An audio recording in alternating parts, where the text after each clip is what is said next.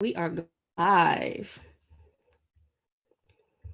Hello, everyone. This is Quanisha Green, the founder and CEO of Black Women CEO. And I'm so excited to do, as part of our RISE Virtual Summit, we are doing RISE Honors, where we are featuring as guests, our featured guests and honorees, some of our who really represent, I guess, our mission and our vision, and even this theme of it's time for the world to know your name. So our first interview today is with Dr. Marvette Lacy. Hey, Dr. Marvette. Hey, y'all. Hey, Quanisha. Thank you so much for having me today. You're so welcome. And Marvette volunteers for a lot of stuff in our community. So you've probably seen her around. So she's going to formally introduce herself as we go through the questions, but quickly, just some housekeeping items, right? Like you all know, we do the announcements before church. So first, let me just tell you a little bit about Black Women CEO if you're new to our community. Black Women CEO is a global hub dedicated to providing high impact and culturally relevant business programs, right, to Black women who are ready to get known and paid for the expertise. And we work with highly educated and highly talented, so everyone doesn't need a doctorate, but in highly talented women, right, who are struggling sometimes with internal barriers to really get out there and share their expertise. So let me know in the chat or in the Facebook comments if sometimes you struggle with doubt, insecurity, that imposter syndrome. You're like, they're going to find me out even though I have 25 years of expertise, right? And so we really help women to do the internal work so that then they can do the outer work. So yes, we teach business skills to generate consistent revenue. And so the women that we're honoring for RISE, like I said, really exemplify that. They have generated consistent revenue. They have made those concerted efforts and dedication. And like I said, really that transparency and vulnerability that they needed to, heal sometimes and overcome unhealthy belief systems so that they can, they took themselves to a more empowering stance. So you'll hear more about their challenges and their success strategies as the interview goes along. The other announcement is if you're watching this on Facebook or any of the online platforms where we stream to, please note that we will have a live Q&A at the end. But to participate in a giveaway, right? And I'll tell you what that is in a second. But to participate, we won't be answering your questions on Facebook. You have to come into our virtual classroom here at Zoom. And what you can do is click that bit.ly link, right? It's a short link that says RISE Summit 2019 so that you can come on in to the inner circle. And right, you can actually sign up right now or while the webinar is going and participate in the live Q&A. When we get to that point of the live Q&A, we will actually be picking one person, so one of our participants who are live here, to get a complimentary private coaching session with me. That's worth $350 in value. It's a 20-minute power session, and they are so effective. You might be like, well, it's only 20 minutes, but girl, we laser in, right? We get to your stuff, and Marvette will tell you about that in a second. So I think that's all my announcements for now. So let's officially start our RISE interview. And once again, let's say hi to Dr. Marvette. Welcome. Thank you. Thank you. So just quickly, let me, as I do with everything, let me tell you what Dr. Marvette means to me. I think we started working with each other like 2017, or it was the end of like 2016. Mm-hmm. Yeah, she joined the Mind Your Business Challenge. And I think you were familiar with me from like another community, so you can tell the full background story. And I'm like, wow, this has been a long time. We're going, girl, you and I have been going steady for almost 3 years. I know. Marvette did our Mind Your Business Challenge. And then she's like, I got to talk to you, right? Mm-hmm. Signed up at the time, which was like our version of one of our high level programs that later became the Black Women CEO Collective. So she joined our private school to get, really more training and support from me. And then she went on to even do more private coaching. She was like, all right, this is working, but I want some more support to really break through. And after all that work, she started to implement and started attracting clients. And she'll tell you more about that. And we're going to share some numbers of some of the results that she's gotten. But one thing I really appreciated about you, Dr. Marvette, is that no matter what challenge that you face, and many of you know when you're doing inner work, stuff will come up and you're like, ooh, what's going on? And you had a number of life challenges along the way that you stay committed to seeing it through, right? And even when life got crazy, sometimes we got to tend to life. And, she came back and did what she needed to do. So she's going to tell you more about that. But that's who Dr. Marvette Lacy is to me. So with that, Dr. Marvette, tell us who you be, right? Describe yourself beyond kind of what you do. Let's start there. Mm-hmm. So, hello, everyone. In my mind, I think of myself as your ultimate sister girlfriend, right? And while most of my life have focused on doing that for other people, I would say this year I've really been focusing on being my own sister girlfriend. So when I say sister girlfriend, I mean your ultimate support person, someone who's there to listen to you, who understands no matter how out there you may think it is. I'm that person to help you put it all together. And so I've really been doing that for myself of how can I continue to show up and do that for other people if I'm not doing that for myself. So this past year, I've been doing a lot of inner self-work, more work than in the past. And I would say, yep, that's how I describe myself. Awesome. Thank you for doing that. For introducing yourself in that way. And I just want to be transparent. One of the reasons why I went off, right, is that I'm a mompreneur. It is a day that the schools are closed due to weather, and my kids were yelling, right? You probably heard them. And I was like, okay, let me pause. And the reason why I wanted to be transparent is that, when we've been doing the discussion group, people are saying like, oh, if I work from home, will people value me? Or what happens if my kids come in? These things happen. And one thing I love about, and they probably have happened when you have talked, Dr. Marvette, and when people love you and when they're dedicated and they feel that they're supporting you, people understand when these things happen, particularly if you're working from home or your kids are sick, right? Anywhere when your kids are home from school. So I wanted to kind of be open about that as an example that, you can still do effective work, working from home, having kids here, and people will just keep it moving. Yeah, and to go one step further, I feel like people appreciate that more. Like it makes people like you even like more because like, oh, real life is happening. So I don't have to have it all together all the time and be this perfect image that really doesn't exist. Life happens. Yeah. Yes, life happens. Thank you for sharing that. So tell us more about, your mission and tell us about the work that you do. So I work with doctoral students. To be very clear, mostly work with students who are doing a form of research called qualitative. So in simple terms, you have quantitative, you have qualitative. Quantitative is mostly dealing with numbers, while qualitative is more about the words or the why, going very deep on something very small. So I help people finish their qualitative dissertations. And the particular person who would come to me, there's three main reasons why they would come to me. So you have what you call a dissertation committee. So you do all your classes when you're doing a PhD program or terminal degree, and then you reach a point where you have to write a dissertation, which is essentially a book. There's a committee of people who get to say, one, if you get to write that book, and then once you write it, they get to say if it's good enough or not. And so people come to me because they're having trouble getting past their committee. Their committee is saying something is wrong, we don't know, and maybe they've been frustrated for 8 months, a year, 2 years, like they've just been stalled. So they come to me to just see what's going on with their dissertation and how we can fix that to get that passed. Or they're coming to me because they're stuck. And maybe many of you can relate to this, especially if you're working in your business. One thing I like to say is people don't tell you the amount of writing you have to do as a business owner, especially like when you're thinking about service space. You have sales pages, like blog posts, social media posts. And if you have tried to sit down and write, especially if you want to get into like batching, you can imagine how hard it is to write. To get yourself motivated. You might even block off the time in your calendar, but when you sit down and you put fingers to keyboard, you're like, okay, but what am I supposed to say? Like, I know what my business is about, but what do I say? So students will come to me because they're doing the same thing with their dissertation. And like, I know what my topic is, but I don't know exactly what to write on the page. And then other people are coming to me in general just for support and accountability because this process is very lonely. Up to this point, they've been in classes with other people, with instructors. And when you get to your dissertation, you're pretty much on your own. There's no one's giving you deadlines. So it's up to you to have that internal motivation. And that can be really difficult. And so people are coming to me just for that support, as an open ear, to help them figure some things out. And so I work with clients one-on-one to help them write their different phases of their dissertation.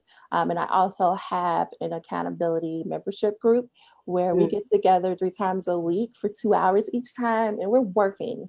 Like we're holding each other accountable. We're doing work though.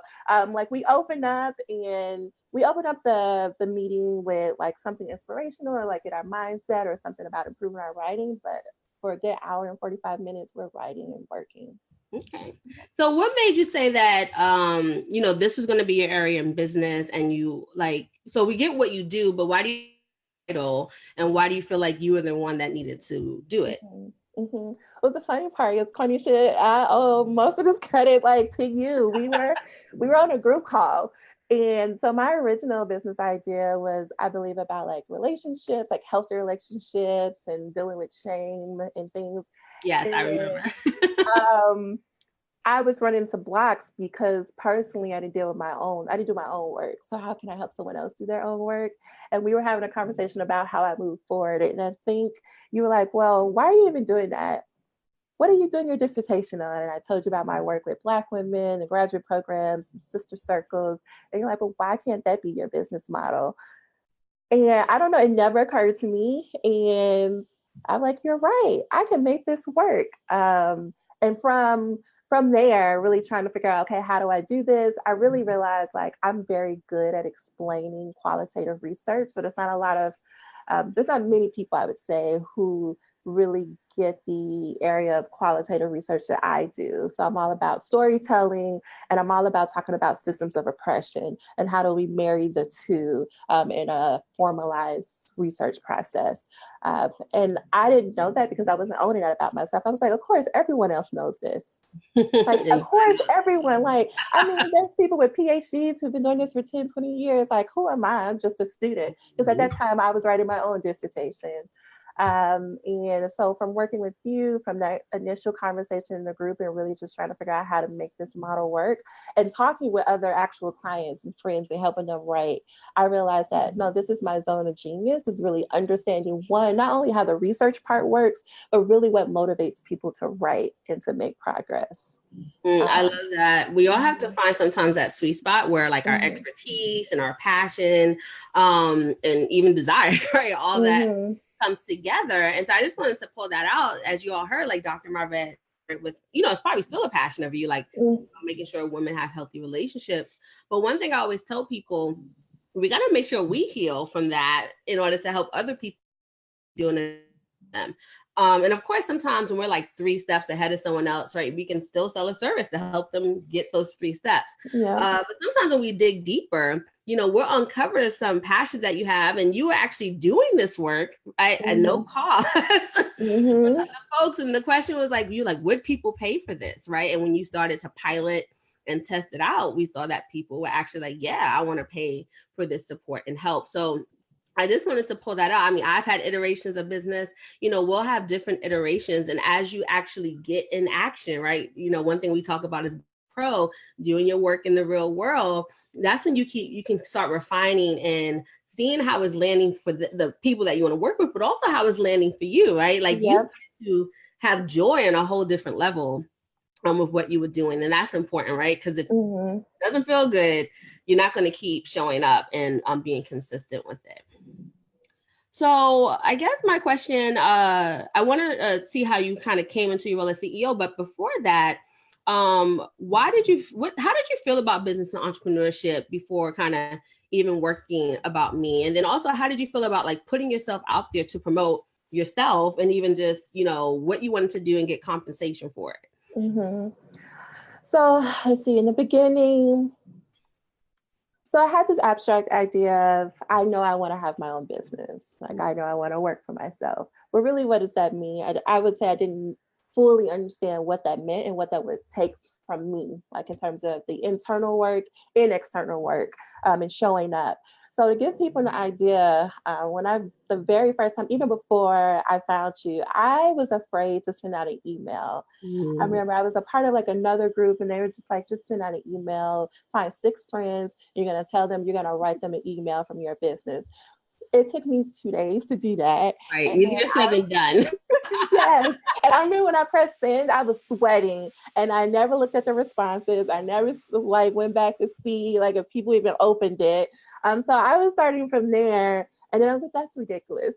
how you're gonna have a whole business you can't even send an email. And so I mean, but I don't want to downplay it either, because that's very real. Like, you're putting yourself out there for your business. So starting from there, and then I was like, no, I want to do this. So I joined a program or a course to launch my business. And then I found you to say, like, okay, I did all the paperwork, the technical things, but I need to get myself out there more. I can't continue to play small. And so working with you, I just started where people tell you to start, is like making consistent content. So did a couple of clapback type blog posts about qualitative research. Yeah, I remember those. That was and what was going on, because I'm really like, I love to express myself in a written form. So that was easy. I like, oh, you want me to write? Sure, I could do blog posts. And then when it's me showing up to do things like live videos or just put myself on video, that took a little bit longer. And even meeting one-on-one with clients took a little bit longer. So what was the second part of the question? So that was sort of where I was coming from in terms of mindset. But then, so I guess part of that, how did you feel like requesting compensation for your work? So you were getting out there, right? You were overcoming that challenge, but then being like, will you pay me for this? Or this is the investment for this. So I was trying to do things like, oh, I'll do like $12, $15 an hour. Just, I'll do it for free. And I remember one of our like one-on-one coaching calls, you told me we're going to do a one-day workshop. And I think you wanted me to charge $197. I was like, Quanisha, I can't do that. I can't do it. And I think I put it out there for $97.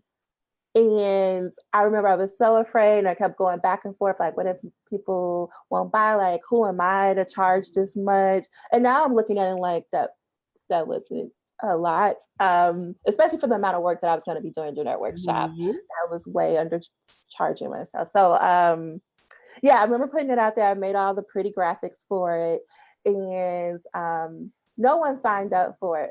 And what I learned from that, though, is I survived it, one. So I survived going through a whole like promotion. Two, that helped people to realize like, oh, we didn't know you were actually in business. We just thought you wanted to do this as like a hobby or something. So it helped to establish that, no, for real, this is a business that I'm doing and I'm open for clients. And then three is how I got my first legitimate like one-on-one client who said, hey, I saw you on social media. I want to sign up and work with you. And then we started to work together. And I believe because we're doing numbers, I only charged her $97, but I would say it was like a great learning experience. And it gave me the confidence to know that I could put myself out there, say this is my price, and that people really wanted what I was offering. Yeah, so I want to pull that out for folks that, one thing we, of course, Marvette can speak to this, like, one thing we teach here is building the like comprehensive package, which you can, ask for $1,000, $1,200, $3,000 for it. But some of us, let me know if, for those of you watching, if you're nervous, right? If you have that doubt. So sometimes building the muscle up, right, to ask for something is one way to get to those higher level prices. Well, will you feel comfortable saying like, well, this 6-week intensive where I'm going to help you write your dissertation is $1,500 or $1,000 or $3,000, right? So I want you all to understand, you're like, $197 is not a lot, but you could see that even just that, right, brought up a lot of emotions for Dr. Marvette.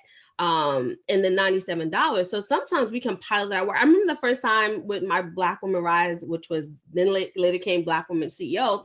One of my friends were like, I need help with getting my life together. And I was in my coaching program. I was like, well, I can formally help you with that. And I was like, how about you pay me $100 a month and we have 2 calls a month? And that became the basis of all my work. So even getting paid that little bit, right, to create my work and have someone's feedback, is almost that was like the foundation of what we did here. So I don't want people to, demean or think like, oh, that's a low amount. And also you can be strategic about those little workshops, because I have gotten $5,000 clients from a $197 workshop. Let's just be clear. There's a strategy even behind that. But often when you're starting out, sometimes you can, your comprehensive package, you built it, but just having those smaller offers help you to build your muscle. And then one thing I want to pull out with Dr. Marvette, she wasn't marketing her work before this workshop. Mm-hmm. So even that marketing to get out there almost became just like a launching, right? Like, hey, I'm hanging a shingle, even though she was attracting people. So I just want to put that in a context. It was really, you were doing content marketing in some way to raise awareness, right? And then when people started, you said, to see that you were serious, then they were like, oh, I could actually hire you. Right. So sometimes we do have to build that awareness, that and what's called that like, know, and trust factor with our audience for them to be comfortable to make a buying decision. So I just wanted to share, like, put some context around that. And people were saying, yeah, knowing how to price right has been their struggle. Even saying, given the price for fear, what will people think, even though you worth that price and more. So that's just some of the things people are saying in the chat there. So how did you come to own your role, though, as an expert and CEO? Mm-hmm. So I would say from action is the main thing. And I know it may sound cliche to people, clarity comes from action, but I wholeheartedly believe that. So working with clients, continuing to work my way up through pricing, right? And so I'm getting to a point where I'm having several, because this is not something I started off with. So it's getting to the point of working with several one-on-one clients and starting to realize, like, one, I am getting results. And two, I'm doing a lot of work and I don't see the exchange for it. And I always want to be a coach that is giving high value to my clients, right? I want to make sure that I'm giving them my best, and I want to be compensated for my labor as well, right? Because that's still a form of labor that I have to work with them and help them get to where they're going. And I also had someone help me, like, think about it. You're saving them years off their dissertation experience. And how much does a year cost of school? So roughly we're talking, people are paying, we're talking about between tuition and life expenses. And this is being generous. $40,000. Yeah, 50,000. And what are you asking them to give you? And you're saving them time and frustration and back and forth, and you're doing more than that. So, really doing the work, because I was working one-on-one with them, to say, I am getting these results, and doing a lot of thought work. So what beliefs, really trying to pinpoint those beliefs that are holding me back. So the fear of not being good enough, to feel like I'm not enough, like someone's going to find me out, going back to the whole imposter, and really, like, where did that come from? And why am I choosing to believe that? And so really every day asking myself, why are you, like, you can think that that's fine, but why are you choosing to believe that? And doing a lot of journaling to get through that. So I would say the main thing is, because of that work with those one-on-one clients and really seeing how, like, what we were doing in the results and the work I was putting in, helped me to own my CEO-ness and my expertness. Yeah, and that's actually where we started when was working on the internal, right? I remember you being kind of shocked about what came up. Like, I'm thinking that. Yeah. And so for everyone, like, sometimes we don't even know what's going on in our thought. One, it becomes so habitual that we're not even catching it. And then when we see it, it does take like a pause and experience and be like, wow, like, this exists. Why does it exist? And that's why sometimes most times I encourage people to journal, because then you can kind of figure out, what are some of those memories that are associated with it. And, either we start to work through it together, which we did, like reframing some of those beliefs, or sometimes I tell folks, okay, there's something deeper, you gotta go therapy for a little while and then come back. And that wasn't necessarily Dr. Marvette's experience, but I just wanted to share that, there is a lot that can come up when you start doing the internal work and examining those beliefs around that. So I know you mentioned the journaling, but maybe you can even share, like, targeted, like, how did you overcome that? So I'll even share, like, what I tell my clients and people who are on, like, who regularly show up to workshops. So I don't know. So I follow someone named Brooke Castillo from the Life Coach School. And she's not the first person to ever have this concept, but the way that she put it together helped me to make more sense of it. So it's called the model. And essentially it's saying that we all have circumstances in our lives. So, like, we're on this call together. And our thoughts about us being in this conversation together, our thoughts control our emotions, and our emotions control our actions, and our actions control our results. So I think about my life through those I guess those stages, you would say. So every morning when I wake up, I get a notebook, and for a good 5 or 10 minutes, I just write down every thought in my head. So from anything of like, why am I up at 4 o'clock in the morning? I don't want to go to work today. What am I going to eat from dinner? Like every random thought to, I'm the best CEO ever. Like whatever comes up, you just brain dump for 10 minutes. And then I choose one of those thoughts and I say, okay, this is a thought I'm having. How is it making me feel? Mm-hmm. And because I feel that way, what am I likely to do today? So I had to say, we had to, like for this video, say I woke up this morning and I said, okay, I have this video. And my thought is, I'm afraid to do this video. Like I'm scared people are not, what are they going to think? So because I'm in fear, how is that going to make me show up? Well, I'm going to second guess everything that I'm doing during the call. I'm not going to be completely present with Quanisha. And so the result of that is going to be me not showing up as my best self. And so because I know that that's something that's potentially come up, instead I say, well, how do I want to feel in this call? I want to feel confident. Like I know what I'm talking about. And how would I show up if I knew what I was talking about? I would sit up tall. I would speak clearly. I would just own my experience and be fine with that. And my result of that would be I'm more intentional, and that I'm more likely to show up confident because I thought about it ahead of time. So that's probably very technical for people who are like, girl, I just want to know what you're doing. But I honestly do that. It's good. I mean, we learned that in our program, right? The cognitive behavioral connection. So we're not going to get completely into like the psychological modalities, but being a certified coach, and Brooke Castillo is actually a certified coach, and she has a life coaching school. I love her. All right. Her work. One thing about when people actually have a coaching certification, or even counselors and therapists, we learn cognitive behavioral approaches, and that's actually integrated into Black Women CEO. It is, yeah. And that is that framework of your thoughts impact your feelings and emotions. They impact your behaviors, and then I add your behaviors impact your results. Right? Because the actions you take. So if you're not liking and the results of your life, if you're not liking how you show up in life, then we got to backtrack, right? And figure out what's going on. And so, I love the way you framed it, because then you learned like a different tweak, right? For how to, catch your thoughts and attend to your emotions so that you overcome it. So for many of us, like we said, first is that catch the thought, how I call it, right? Then you got to start contesting it, right? So as you can see, she was like, oh, this is not true, right? And then sometimes we can definitely self-coach ourselves through it. And that's actually where I want everyone to get, and you become really proficient at it. And of course, we can add in other resources and teachers that have different methods. Or you may need to get coaching to even unveil it, like we said, like Dr. Marvette and I did. So I just wanted to pull that out for everyone. That is cognitive behavioral approaches, perspectives, is a modality.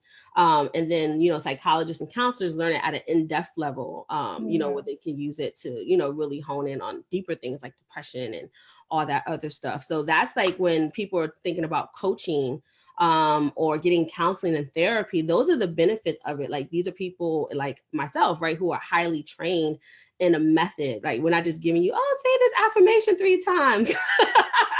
We're going deep to that. We're helping you to, I don't want to say improve yourself. It's like tend to yourself, right? Yeah.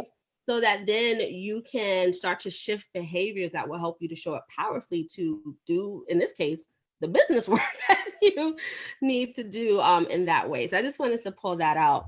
And I want to add to that, like even you and I worked on affirmations for one of our coaching sessions.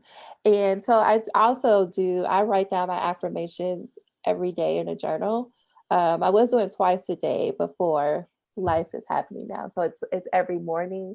And even some of our original affirmations that we came up on our calls. So an example, I attract clients who understand what I do and know that I can provide them value.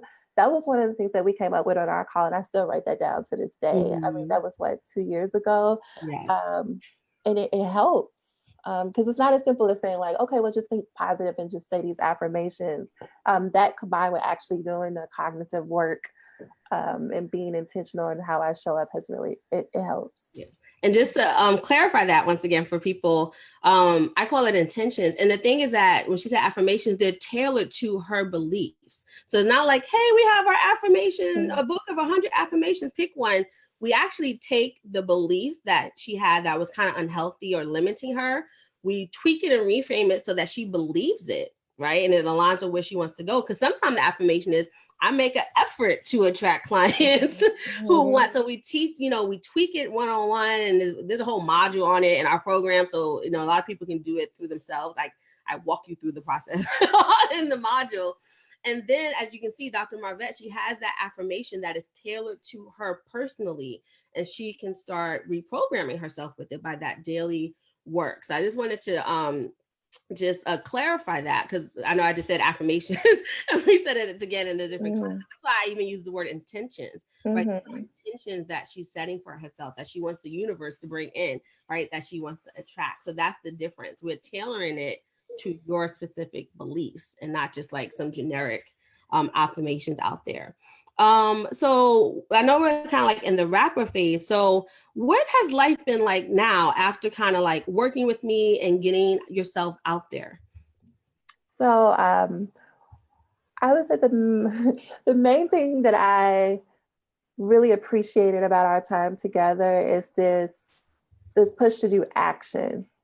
Right. So it's only so much that you can do in your head and you can try to think through, but you were really, especially through our collective program of just do this. You need to get yourself out there. Like you're trying to figure out all these other things that don't matter right now. What you need to do, you need to like make money, and not saying it in a way of like it's all about money. And if you're gonna have a business, you have to bring in money to have a business. And so right.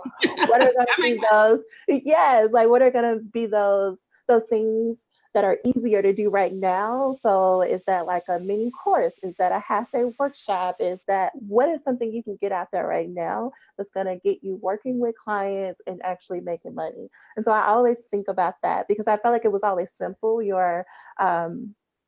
Your teaching and what you told us to do was simple to implement. It didn't require me having to learn all these new things. Like your teaching is, here's the step by step, here's the why we're doing it, but this is the step by step, and this is how you can easily do it without having to spend all this money and and jump through all these hoops. And so whenever I'm thinking of like, what do I do in my business next? Is keep it simple. What's the easiest way to implement this? And let's just do it. Yes. Like, let's just do it. Let's test it out. And that's how my writing accountability group happened. So I think it was December, and I was like, yeah, I just need some accountability, y'all. Like, it's winter. I'm back in the north. It's getting dark at like 4:00. It's not working. And so I just invited people to do that with me. And I was like, there's so many people who are interested. I'm just going to try this out and see if this could work as a part of my business. And I was honest with those people to say, like, I'm testing it out and I probably will be charging for this come next month. And it worked out. But it was something simple. It was just meeting twice on Sunday. We're just getting together on a Zoom call like this and just writing. And now it's starting to be a whole, like one of the main things in my business that I'm building out. So that's really where I'm focusing my energy is how do I build that out? Because I realize people want community. They want to be in a relationship with one another, and they want to be held accountable. They need someone there to say, hey, did you do this? You said you were going to work on this for 4 weeks. Where are you at in the process? So that's really what things are now. I do have some one-on-one clients, but I'm trying to phase mostly from working with one-on-one clients. And a good way to do that is to raise prices. So I feel like I've made a lot of progress in my mindset about pricing. And so now it's 2,000 plus to work with me. And I couldn't have said that a year ago. I would have almost passed out if those words came out of my mouth. But now, nope, that's where we're starting for a 12-week session. So do you want to do this or not? But really focus. Yes, you can. Yes, yes, like, yes, honey. Thank you, Martha. Yes. So I'm mainly focusing on the few clients that I have and making sure that I help them get to the point where they get past their committee. And I'm really focusing my energy on this writing accountability group. I love that. we talk about money in Black women's CEO because one is something that the research shows women in general we want to rate away from. And money is the lifeblood of your business. If you've been in business and you haven't generated revenue, you have an expensive hobby. Right? Even though legally the IRS is like you're doing the intention of making money, but some of you actually aren't. You're like, I just want to talk to people. And I'm like, what's the business behind this? Right? And so, I'm very transparent and very honest, and I will keep bringing you back to how you're making money. What are your revenue generated activities? What's the plan for that? That is not a revenue generated activity working on your logo, right? You don't need a logo right now. You need clients. So I just wanted to pull that out. And so one of the reasons we're doing the RISE Honorees is that you can see these are sisters who started a year ago, 2 years ago, 3 years ago. And sometimes that's more accessible for many of us who are, maybe just starting or thinking about starting, or maybe your business is in that 1 to 2 year phase, and maybe you gotten paid some, but it's not consistent. And you can see Dr. Marvette went from $97, right, to now testing it out and then seeing like, okay, I'm doing way too much work. And then like she said, we do value-based pricing. Like, she's saving people a year of dissertation work, or a year, on their postdoctorate part, which should be writing. That could be $40,000, right? Or $10,000, depending on the school, because sometimes when you finish your coursework, they kind of charge you less to stay, right? And so her just charging a fraction of that, saying like, hey, it's $2,000 to work with me, but the value is you're saving this, right? You're going to feel more confident. And as you can even see, even support and community is a commodity, right? You can monetize that because people want structure. And I love that you were very transparent of like, hey, this is a pilot at no cost. And if you want to keep working with me, and once we, test it out, then it will be an investment to do that. And so I just want you all to see different types. Like, she talked about workshops, she talked about one-on-one. Now there's a group that she's helping to develop and form after now she has all this experience with the one-on-one and getting those $2,000 clients, right? So, but it's still centered on this qualitative coaching and work. So I want to emphasize that, because sometimes we think, I want a book, I want to sell t-shirts, I gotta have all this stuff. She has a signature program and process, and then it's offering it in different modes, right, and means to get clients and start to develop the work, test it out, getting real world results and social proof. So I just wanted to really build that out. So you said the $2,000 package. Now, are there any other kind of like maybe monetary wins that you can share so that some of the ladies can just see tangibly how this has worked out for you? So I want to focus on the writing group because it's something. So people would say you need to find one thing or something small, and it wouldn't compute for me. So I'm saying, how can you make progress doing that? But this writing accountability group, even with just 10 people or just 10 to 15 people, we're talking about an extra $500 to $1,000 a month.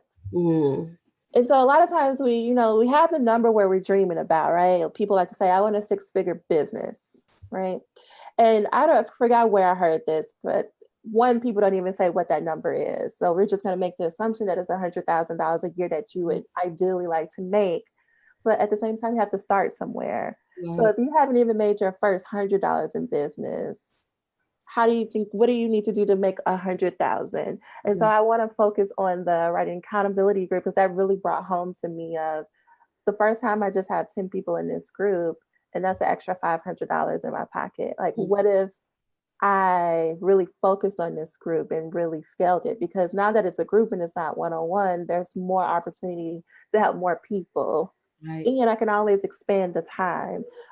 So now we are at, like 2025 people. And that was without me doing any hard like launching. That's great. I did like in the last call that she got all this people. I'm like, what? Thank you. Yes. And the price is changing. I'm like, you did not tell me this. 25 people, y'all. And so I'm sorry. I just wanted to bring that out. Like, okay, let's celebrate that. Celebrate. 25 people. And then monetarily now, how has that, you said it's added like $1,000 a month? So $1,500, yeah, because it's a membership and people can cancel at any time. It fluctuates. But right now I'm about to go into another launching because I only open it up once a month at the end of the month. I give people 4 days to sign up. So I'm about to get ready to open it up for March. And my goal is to get to 50 people. at a $30 price point. Because one, this group does not require a lot of my time. So I would say I'm spending anywhere from 6 to 10 hours a week total on this one thing. So you want to think about the amount of time that you're putting into a program or offer. And then charging people this $30 allows them to come in. They have to come in at least once a week for a 2-hour period to do work, but they can come to all the sessions. But it's still the same price. And so, well, something is a low price point, not that I'm encouraging people to charge low for everything. It's a good introduction to who I am. It was a good way for me to scale my strategy sessions. Because instead of doing that one-on-one, people get to work with me during that 2-hour period because I can look over their work for them or give them feedback. And that's how I'm starting to get more of my one-on-one clients, even though I'm trying to go away from that. But more people are like, so how do I work with you one-on-one? Because this is great. And if you can do this in this 2-hour session, what can you do with me over a 12-week period? So I say that as, like as you were using this group for yourself too, right? I was. So let's break that down before we get into like some of her life stuff real fast. She herself is using this 2 hours to do her own work. Then she's helping some other people, y'all, and then charging for this like coaching and guidance, right? 6 hours a week is not a lot, right? And you work full time, right? Still. So imagine bringing in just an extra $12,000 in addition to your salary, y'all. Let me know in the chat, how would your life change having that just extra $12,000?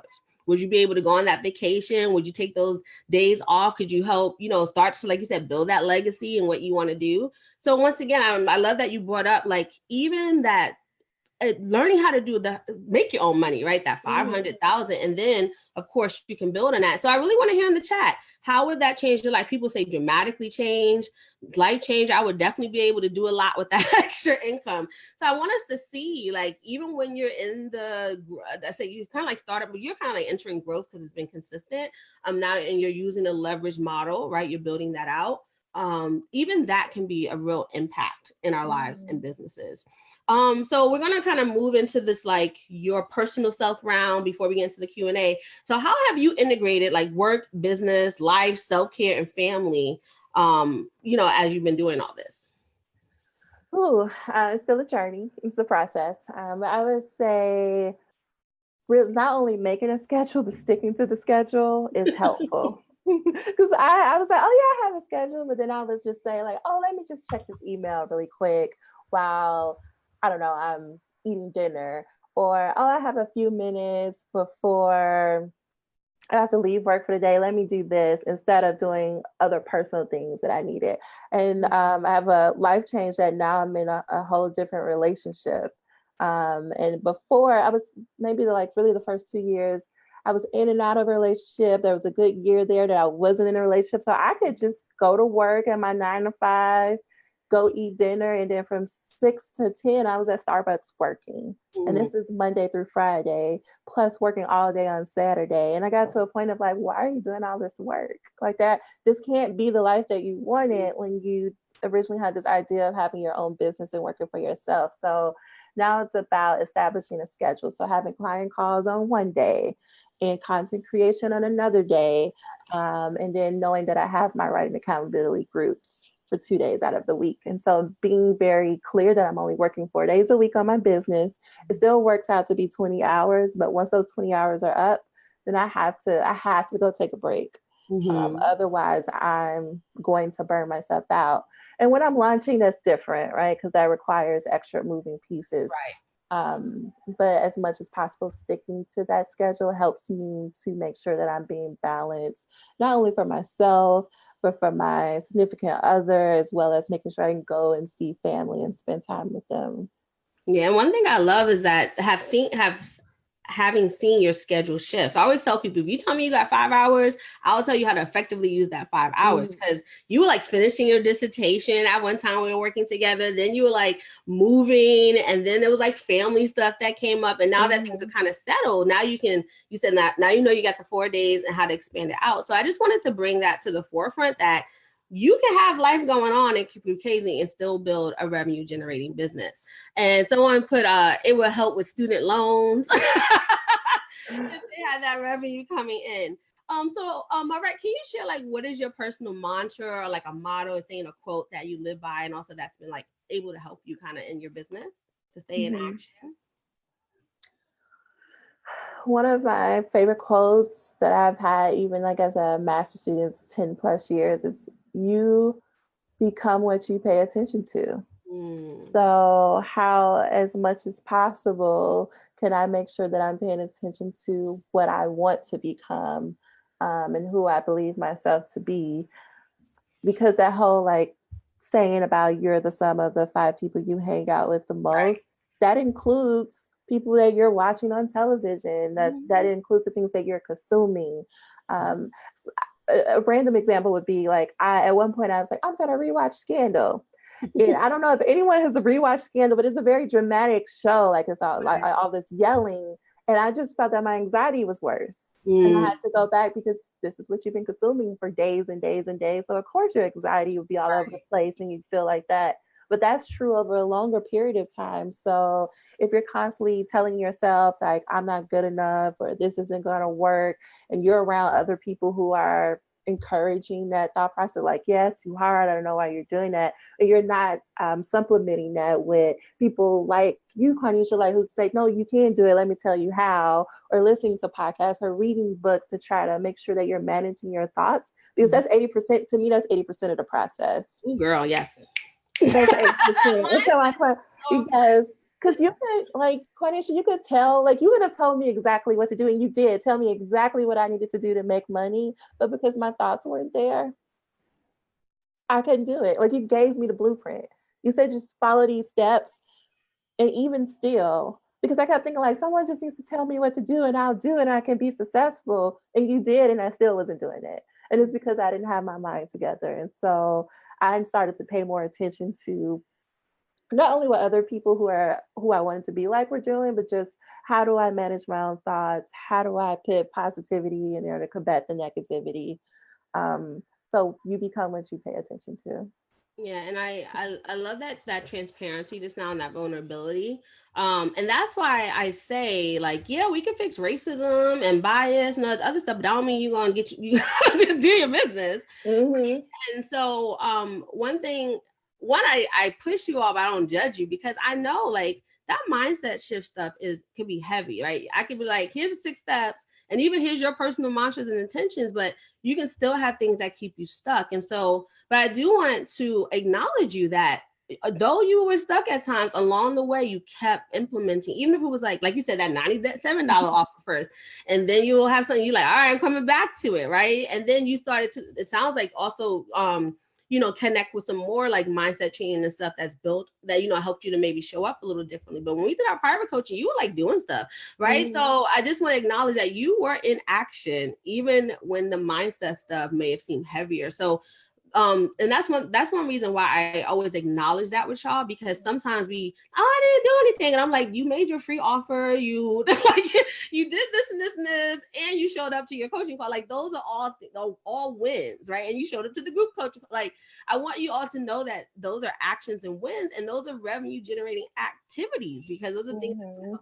you make money. But I love that you said it's 80% mindset, right? So and I think Allison Burr, another one of my mentors, mentions that like 15 to 20% is training, right? And the rest of it is you. It's you. So, I wanted to just say, like, the folks who are watching, if you find yourself like maybe you've done the courses, maybe you've done the masterminds, like Marvette said, she did a launch a business course, right? And if that mindset is not there and tending to it, right, and healing and all these other things, that can really be why you're not moving forward, right? And there's a lot of things that influence that. So just to wrap up before we get to the Q&A, I'm just going to probably ask it this way.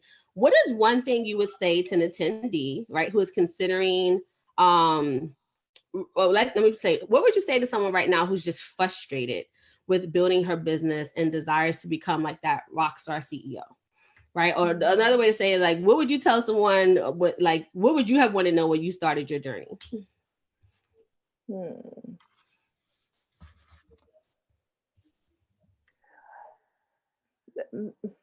I wish someone would have came to me and you need to take responsibility for where you are. And that sounds harsh. And I needed someone to say that in the most loving way possible, to just be real with me, to say, you have to take responsibility for where you are. Right. So yes, I was taking action. I was trying to do all the things. There was still a part of me in my mind to be completely transparent and say, like, well, I pay all this money for this coaching, not only like with you or just other people, and I'm still not making any money. So clearly it's not me, it's them. They don't care enough, or they're not invested in me like I feel like they should be. And I kept having all these internal thoughts. And I had to get to a point of like, but what didn't I do? How am I showing up? If I don't believe in me, like, people can't come in and do the work for me. So I am doing work, but you can't do the mental work for me, right? You can't make me believe in myself. You can't make me show up being confident. I have to do that. And I have to accept responsibility that I wasn't all the way in. I was expecting that I was going to pay X amount of dollars and it was magically going to happen, and that I wouldn't have to go through these hard moments. So, as harsh as it may sound, I would say you have to take responsibility that no matter what it takes, no matter how many times you think you fail, no matter how many times you think you're stumbling, that you're going to keep going. You're going to keep trying to make it work, and that you're going to show up to believe that it's going to happen. It's just a matter of time. And to believe that you can do it. And I'm not saying that's an overnight process, but the more that you keep going, the easier it will become to believe that. I heard that. And that's one thing I tell y'all, you got to take 100% responsibility for your life. And one thing that's always over our control, no matter the circumstances, is how we react to them, right? And what we choose. I'm so glad you pulled that out. And because this is Black Women CEO, I would love to know, like, what is one thing you would say to like an attendee who is considering, Black Women CEO and being in our programs? Or let's take this actually more deeper. Like, what would you say to your best friend if you wanted to recommend, me, right? And I think I said, like, Quanisha's a homie. I believe that Quanisha is a homie. You need someone who like can understand and is not going to judge you. It's gonna listen and be so loving and caring, like, oh yeah, girl, I understand. Yes, that's hard. I also had some similar experience. However, what are you gonna do next? Right? your friend, like, when I say Black women will get you together, Black women will get you together. Like, yeah, I get it, girl, it's hard. Yeah, but what you gonna do next? Because we don't have time to stay here. We can't stay here. Like, yes, you need to work through it, but you have a goal and want to make sure you help get that goal. And that's what you do. So that's what I tell people. Like, I think it's important to learn business from a Black woman. It's very clear that this field is very dominated by white men. And not to say that knowledge isn't useful or the things that they have to say isn't useful, but there's nothing like working with another Black woman that's going to not help you affirm who you are on the inside, as well as help you get success. And I do know that there's some Black women who don't have the best intentions, but that is not you at all. I felt like I was very cared for as a person. I felt like I was very seen as a person. And I got very solid instruction that actually gave me results. So that's what I would tell people. Like, it's not just about how you can get ahead in business and make money. You have to be healthy and happy as well. And Quanisha can help do both for you. Oh, that, like, my heart's so warm. Yeah. I love the chat. Someone said Black women will get you together. I love that. So thank you so much for, I think, what did y'all think about this? How did you think about the interview? Like, I love the transparency and the vulnerability, because I feel like that's what we need to go often to do well. And of course, you shared a lot of success strategies in business. I won't do that question. I'm like, what is your number one? She shared a lot. Right. So watch the replay, get the golden nuggets that are out here. So everyone's saying this is awesome. So I want to move to our Q&A now. So we actually picked a winner for the one-on-one coaching with me. As you can see, the one-on-one coaching works. Dr. Marvette talked a lot about it. And thank you so much once again for those kind words about the impact of the working with me and what you would recommend. Because I know some of the women here will be considering, working in Black Women CEO. So our winner is, and I hope I'm not going to butcher this, Anaka Hokut. Anaka. She's actually our winner of the 20-minute power session with me. Yay. So our team will be connecting with, she's like, yay! We'll be connecting with you on that. And so now we're just going to do, to honor everybody's time, especially Dr. Marvette, like just 15 minutes of Q&A. Hopefully you can ask me anything, right? And she may be like, nah, I answered that. But ask anything, like if you want more clarification on her journey, maybe if you want some advice on your journey, right? She can give us some feedback. So the way we're going to do that is there actually is a Q&A box on Zoom. So I want you to type your questions in there because it can get lost in the chat. So if you have any questions for Dr. Marvette, and I guess even me, right? Go ahead and drop it into the chat right now. If you're watching this on Facebook or where we've been streaming, you can actually go click that link that's in the description and come on in because we're only answering questions for folks who have registered. We want to honor their leadership and answering their questions. So go ahead, y'all, drop in some of your questions here, right? Really maximize this time that you have to get some free coaching from a Black woman CEO on the Rise and the Black woman CEO founder and CEO of Black woman CEO here. So, let's do it. Let's maximize that time. So go ahead and drop your questions in. I'm just going to look at the chat. People are congratulating Anaka. We all can help each other shine. That is so true. Anaka said, I'm doing a dance. And they're all like connecting. I love that you all are connecting with one another. Mm-hmm. That is really great. And some of you who do similar work, like, I can help you. That was like part of our purpose with the RISE Summit. And like, one thing that Dr. Marvette talked about was the collective, right? Bringing you all together. The research shows that community is a protective factor. So as I started to do the work, and once again, you can also raise your hand if you want to ask a question live.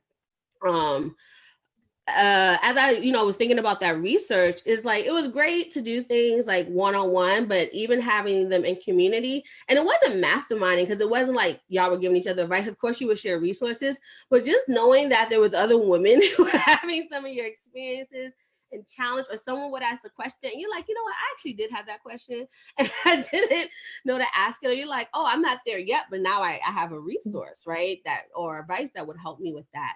So, and then just being in an affirming space is so important. I think Dr. Marvette also talked about that, especially in her conclusion, like being that affirming space. So, like while I am the head sister in charge or whatever, we attract women like Dr. Marvette, who I think we all have this essence of like, we love Black women and we want to see Black women win. Right. Mm-hmm. So let's support one another in that. So I just wanted to mention that. Marsha, okay, I was about to say, Marsha, your question got off. So Marsha asked Dr. Marvette, how did you decide what services you were going to provide first? Or was there several services and product that you focused on? And I know she did answer this, but I know people jumped in at different times. So I don't know if you can maybe just give a quick review of how you did that. Yeah, so in the very beginning, I, at the suggestion of Kwanisha, offered a half-day workshop about writing your whole proposal for your dissertation, which is roughly like 50 to 75 pages that you take before your committee of essentially, like, this is my plan. And I was offering that. I was still a little bit too nervous to do one-on-one. Or I was like, no, I don't need to do that. I can skip that. I mean, I know people tell you to do that, but I can skip it. And so I tried to do the half-day workshops and do things like that. And that wasn't working as well because I wasn't clear on how to help people. And so I got over myself and it was like, no, you need to do one-on-one. And that's what I focused a good year on, is providing one-on-one services and really working with clients and like honing in on what my system and what I was thinking versus what they were thinking, and really come up with a system that works. So I would say that's where I learned the most. And it's really helpful to really see what your clients are thinking, because they're going to come to you and say one thing like, oh, this is my struggle. And really, as a coach, you're going to see really quickly that, no, really this other thing is. So people come to me and they say, I need to get my dissertation passed. Just tell me what to write. And really what they need help with is the thought work.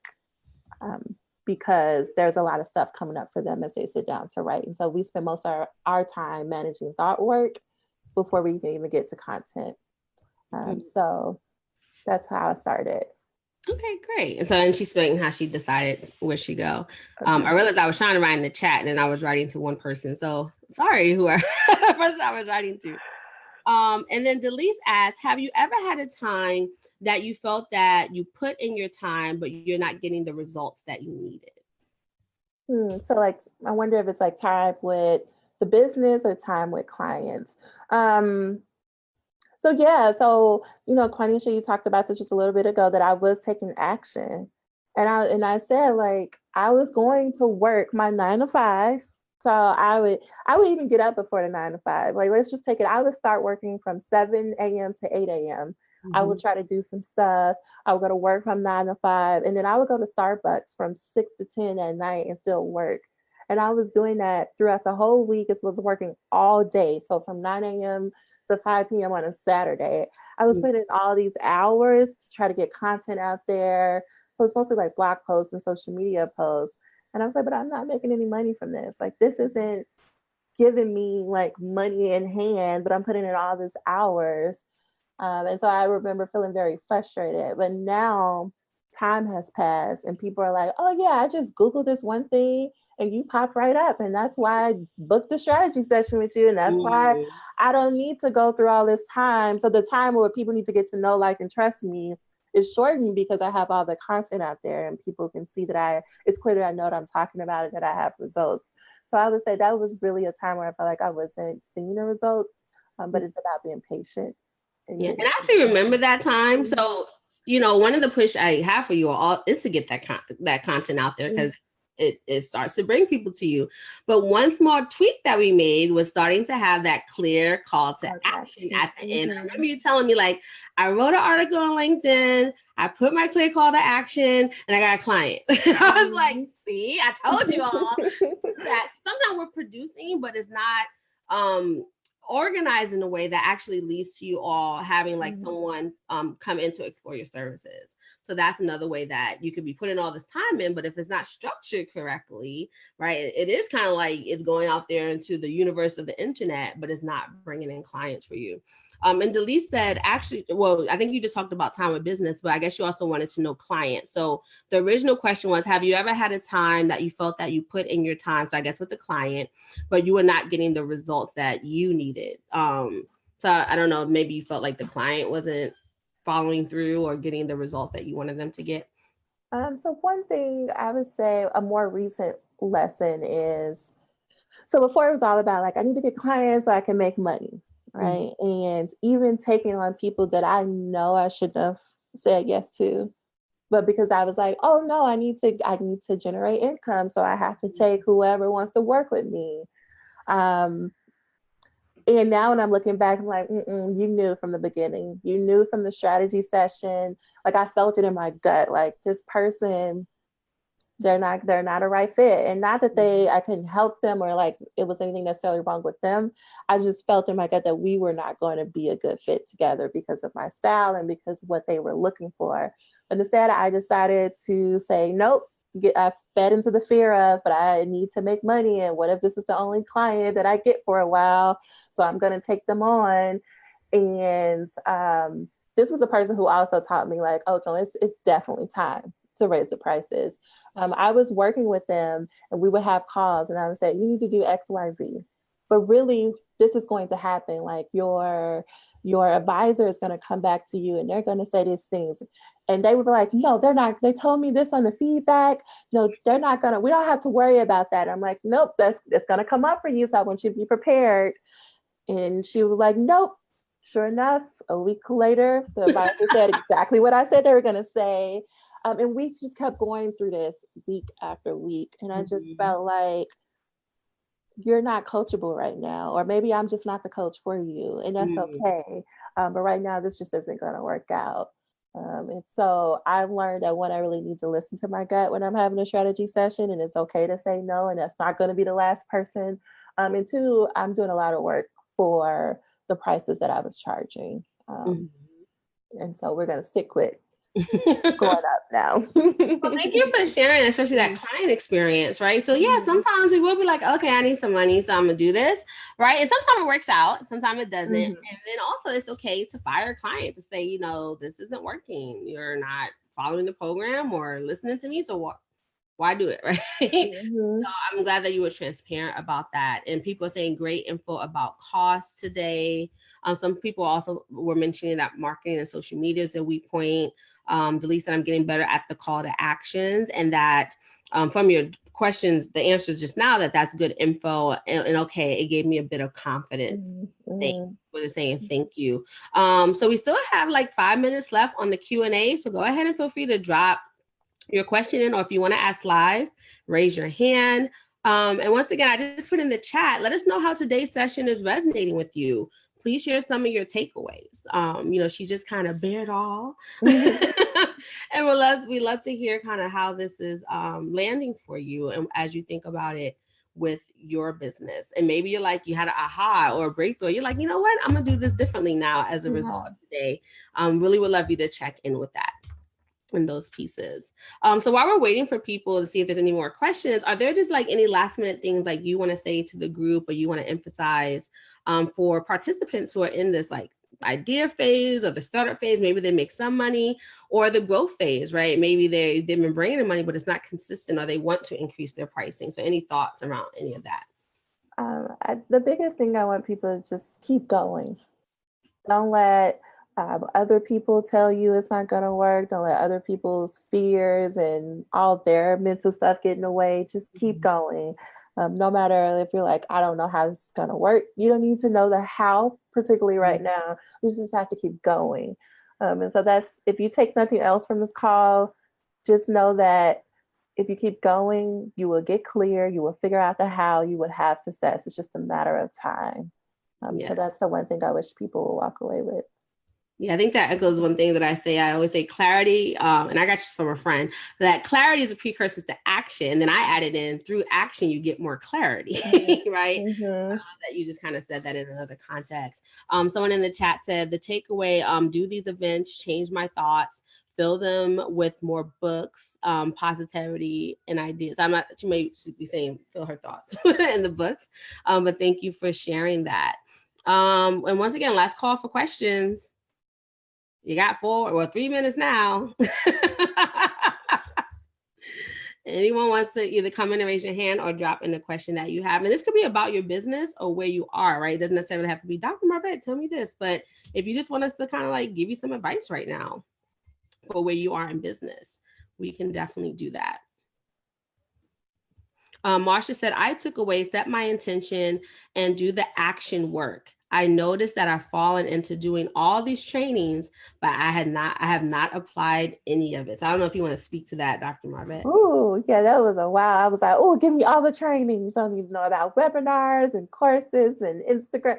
Just doing the most because it's easy. So it's one thing I tell my clients, like we have been, like most of the people who are attracted to this community, like we got education down on a lot. We've been good girls. We're smart. We can follow a class syllabus or plan like nobody business, right? But when it comes down to actually doing the work, that's when the thoughts come up. So what if you just took, I just say like 3 months of a break? You can't buy anything, can't look at any new program, choose one program, this program, choose one program, and just do the work. CEO. Yes. Show up and do one thing. What is one thing you can do today? One thing that's going to take you 20 minutes or less to do. What is one thing? Is that a Facebook post? Is that an outline of a blog post? Is that an outline of a sales page? Or is that a brainstorm of potential products? What is one thing you can do? And just do one thing a day. And do that for 3 months and see where you are at the other end of that 3 months. And as you can see, even from Dr. Marvette's interview, y'all got like 4 experts. So you got some information, right? We're not even saying, well, go buy something and then like watch a replay and choose one thing. Go implement it. And so Delise says, it's good to see that Dr. Marvette applied what she learned in the modules, because Delise is actually in Women CEO community, now AYA, his AYA network. And this is great, a great testament to your work, Quanisha. Glad to be part of your community. Oh, thank you. Yes. Yeah, and I know I maybe sound like child. I'm like, oh, thank you. No, I really mean it. I really honor the fact that women are investing kind of like through me in our programs to invest in themselves. Because that's how I see investing. You invest in other people as a means of investing in yourself. Right. And I'm highly committed to y'all all making money that sometimes I won't even be writing my own stuff because I'm like, look, let's focus on what y'all got to do, because I want us to really beat those odds, right? That $28,000 a year that Black women are making. So, and I know it's internal stuff as well as know-how, right? Knowing the effective business strategies. And like Dr. Marvette said, it can be real simple, easy, and cost effective. And so that's what I teach all of you. You don't need to go mortgage your house and get a second mortgage to start generating revenue. You can leverage your existing networks. You heard what she all said. I was sharing my stuff on her social media. Right. She was leveraging her networks at first, talking to her people about what she was doing, and they became her clients. Not the first year, about 90% of the people that became my clients, they came from my personal network of friends or people that were even getting to know me and like masterminds and stuff like that. So, you can use the folks that leverage your network in that. So thank you both to Lisa and Dr. Marvette for kind of, I guess, talking about the impact of our programs there. And there's a lot now, everyone's sharing their takeaways. So I definitely want to read them. And then Dr. Marvette, if you have any thoughts, I want to honor your time. I know you have to go. So I think this is either Marsha or Maria. I can't see the whole name because of where the chat is.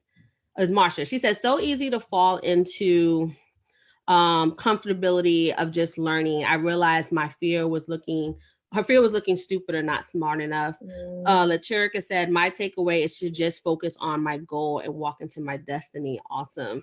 Delise says, Dr. Marvette is also an inspiration. You taught me to be committed to my purpose. Awesome. And then someone says, yes, you're not alone, Marsha. It's common in our community, and that's why support is so important. That's coming from Kim. Kim Davis, our client relationship, another alumna. And Rochelle says, my takeaway is to be more focused. I'm doing so much, but not focusing on my business as I should. And then Latirica said once again, another comment. She said, my biggest problem is that I get so caught up in helping everybody else build their stuff that I put mine on the back burner and forget to get back to mine. So I know I kind of went through those, but any, I guess, thoughts, Dr. Marvette, on or anything that really stood out that you're like, I got to talk to this fast before we sign off. One, I would say, if you're questioning if you'll be smart enough or if you'll give enough value, you're already ahead of the game, because the people who don't give enough value or who are only in it for the money are not questioning it. So the fact that you're even trying to be aware of it says a lot about who you are and how you want to show up with your clients and within your business. And then the second part is, we teach people how to interact with us. So we're constantly saying like, oh, what I have to offer, like, even though I know it's helping you, but I don't value enough to say, either put boundaries up or to say, no, you need to compensate me for my labor, then they're not going to think of that on their own. And most of the time, it's not even like they're trying to out to get you or like use you. It's just that that's what you taught them to do and how to interact with you. Right. So you have to let them know, like, so there's friends. So yes, most of my clients have come either from my network or because someone in my network told them about me. And sometimes I do have friends who are like, oh, can you look over this? Or what about this question? And I finally had to get to a place where I'm like, oh, that's great. Here's the answer. However, if you want to continue this relationship, my coaching starts at X amount of money. And they don't, like, nobody's upset about it. Everybody understands. But they forget, right? Like, they forget, like, oh, yeah, you do know, and this is a business for you. So you're right. Let me sign up through the proper channels. Yeah, and I love that you took it as, giving them the benefit of the doubt. They weren't trying to take advantage. They just forgot, right? Yeah. They were so used to you, right, giving it to them. And one thing I say to my folks, like my friends and stuff, when I'm like, okay, I'm going to tell you this, but if you want to work with me formally, or if you want me to formally help you, I'm happy to schedule a strategy session. We can talk about it, or we talk about it now, how I can work with you, right? So there's definitely ways that gently, right, and still kind, that you can tell people like, hey, you want to pay? You want some more? You got paid, right? It's what it looks like. And it's not even like, oh, here's a family and friends discount. It's like, no, this is what it is. And I have people, honor my prices. I've never had anyone asking for a discount. That has never been my experience. So Mm-hmm. I think when you, like you said, when you value yourself, you're positioning yourself as an expert, your pricing is also value-based. I think people don't even think to ask that because they want to honor, right, what you do and, be integrity themselves and come to the space where both people are feeling good about it. So thank you for touching on those things. People were saying, wow, when you talked about the smart enough, and it's hard to get back and play catch up when you're so busy trying to help others. And then I get discouraged. And people saying they totally get that.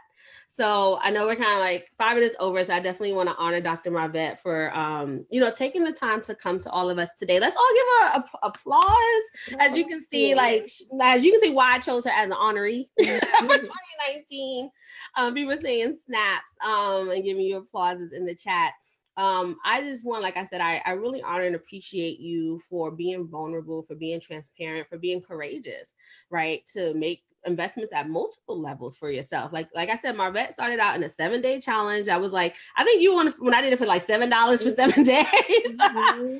Then paid like close to $1,000 to be in like the course at the time in the community. And I was like more than that, right? But then invested another $1,000 or so to do some private sessions, right? So, she has really and then having to do the investments that you need to promote, like put platforms up, right?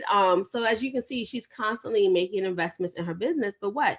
She's getting a return, or has gotten, right, a return on those investments, and seeing the shifts and seeing the growth and had the breakthroughs. And then ultimately, right, because of business, she's had also the revenue too, right? So all this effort and dedication, commitment and endurance, right? Her endurance and her resourcefulness has also allowed her to reap these rewards. So for that, you are our RISE Honoree. And I thank you so much for coming and sharing your experience. And people are saying applause, kudos. Thank you, Dr. Marvette. Applause all the way around. And so, Ashe. Yes, Ashe. Thank you so much, Juanisha, for having me and for everything that you've done. I'm so grateful that I came across you and made the decision to work with you, and that I get to know you and have you in my life in both formal and informal capacity. So thank you so much. Yeah, because we'll be chatting in the messenger and stuff. My clients are my friends. I love you all. Even when they're done, I'm like, girl, what you up to? How's it? So thank you for mentioning that. Like, y'all my friends. Like, I'm not a guru, right? We have a guru-free space. I'm just your sister in this. I'm a guide. I'm a little bit ahead, right? And even some of y'all older than me, so I can't say technically big sister, but right, we're really a community and a cohort, and we all honor our expertises, right, and where we have, and we lean on one another in different ways and support one another, even use each other's services, right, to advance in our lives and businesses. So thank you for mentioning that. And so I want to leave you all with our motto, and y'all probably like, we know what it is. That power is the ability to create your reality, y'all. So go forth and be powerful, and return today for the next session, which will be at 3 p.m. with Kim Davis, who's going to share her business. So she's a Christian spiritual strength trainer. So as you can see, these ladies have a range of businesses and have been doing well. So we'll see you back here today at 3:00 so that you can hear from my next RISE Honoree. So see you all soon. Thank you.